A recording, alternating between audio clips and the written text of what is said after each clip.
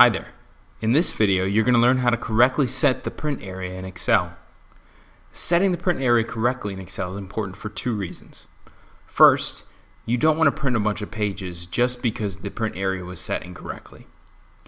And secondly, you want to be sure that when you are printing, you're printing all the information you intended to display on the page. There's nothing worse than getting into a meeting and finding out that the printed documents in front of the attendees are not what you intended to display.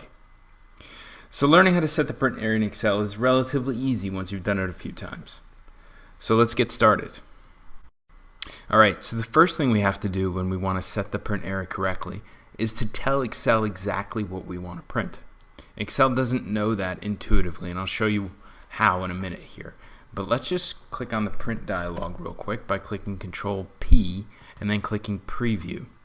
And what you'll see here in a second is that Excel is trying to determine what to print, but it really doesn't know what to print. As you can see, this is pretty complicated and not easy to understand or read. This would not go over well in a meeting.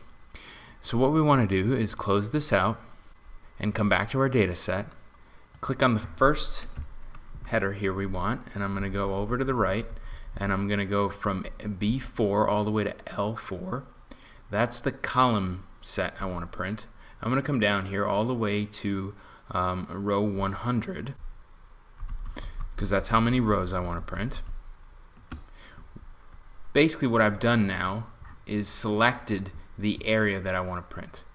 You'll notice actually I forgot the title here, so I'm going to go back and do the exact same thing. This time I'm going to go from B2 across down here, and I'm going to go 100 rows down.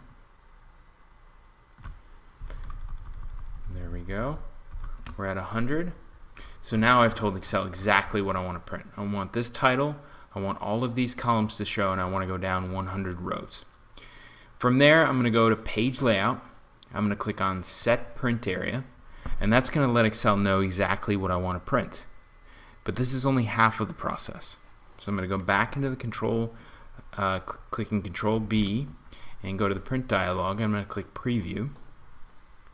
And we're getting there. So this is much better. This is a whole lot more legible and easier to read. We've got the title here, we've got all of the headers, and it goes down 100 rows. I'm going to click Page Setup, and I'm going to make sure that this says Fit to 1 by 1. Otherwise we'll end up with something we had before where it's just printing everything on one page or only partial viewpoint of it. I'm going to click on Margins.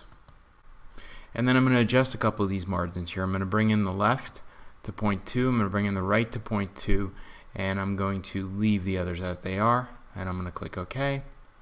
And that just makes it a little bit more easier to read. So now I've filled the entire page with everything I want to print. This is much more legible and will go over well in any meeting. So that's how you set the print area in Excel.